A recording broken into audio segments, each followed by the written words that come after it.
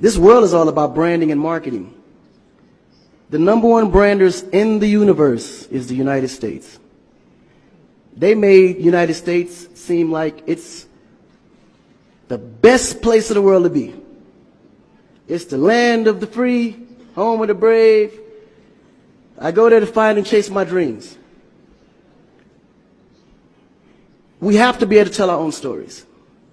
Directors, filmmakers, entertainers, it's going to be clearly, and the press, it's going to be your job to redefine how people think about Africa.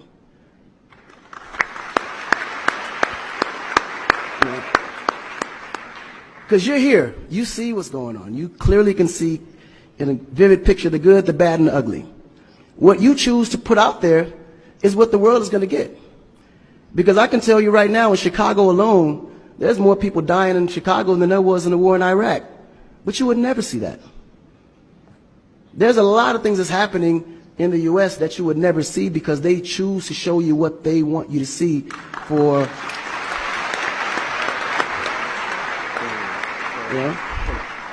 It's about country integrity. You have a certain reputation you have to keep. No one puts their family business out into the street. One of the problems we have in Africa is that when something happens, the press is quick to put out negative energy and quick to put out a negative story. And then that story goes on to internet, and other broadcasting systems take it and they post it. So when you look at places like Kenya, for instance, that I know of, maybe 2 terrorist attacks, but it was everywhere. So now people was afraid to go to Kenya because somebody shot up the mall. But then when you look online, there was over 25,000 attacks in the U.S., but you only knew about maybe 5 or 6. So we have to really rebrand.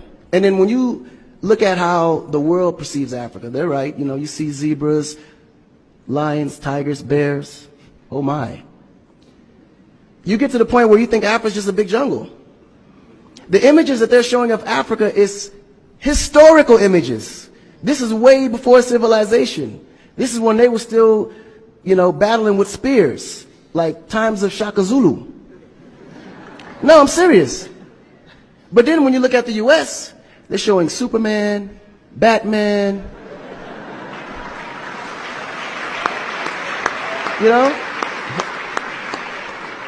Where is our Superman?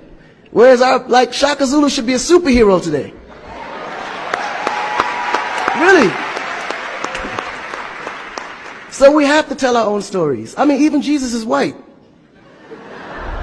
And you believe it. But it's okay, because how you were framed, if you taught something from the day you were born, and your mother taught you that, your father taught you that, it's real. You never look at your mom and your dad as liars. But their mother and father taught them the same thing, because that's the kind of history that's put out for them to believe. Our history books in the U.S. is all white American history, culture that's been borrowed from other nations. But Africa have to teach the same history of our ancestors, the great things that they have accomplished.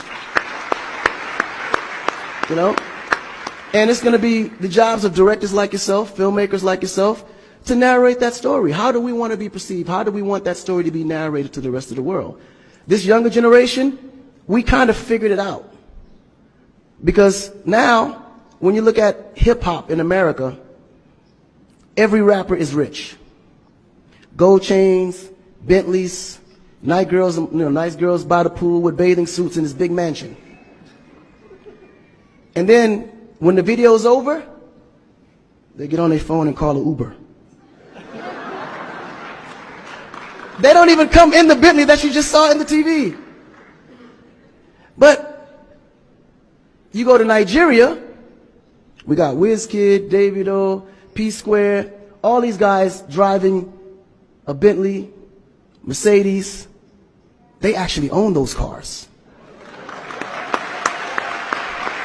That's the difference. But if we don't translate that, they will never know. They think we're going to leave the shoot and go home on a horse or a zebra. Because that's what they know. This is why African Americans are so afraid of Africa. You mention Africa, they start shaking. There's so much fear. They don't know how to translate that. It was just recent that people are now saying, yeah, man, you know what? I rock with Africans, man. You know what I'm saying? I want to do some collaborations, man. Yo, man, I need an Afrobeat remix, you know what I'm saying? But before, they be like, man, I don't know that dude. I'm not putting him on my record. So the younger generation is slowly understanding how you have to rebrand the culture, because the culture has adapted. They've actually took everything that we've created and made it look better. They made a superstar look like a superstar. When I look on TV and I see our biggest entertainers, they don't look like stars. That's why you can't really respect the entertainer. If a politician saw a singer, he'd just be like, oh, he's just a local singer.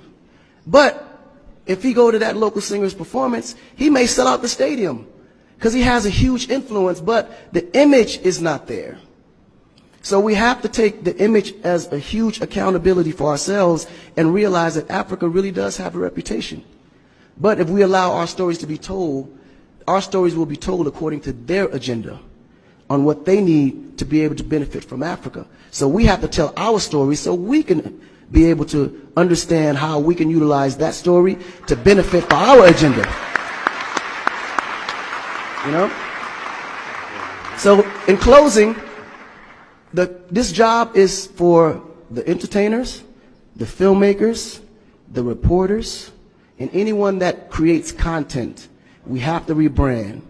And we have to rebrand it in the way that we see it and tell the story to where they can understand it, feel comfortable, and want to come here and invest.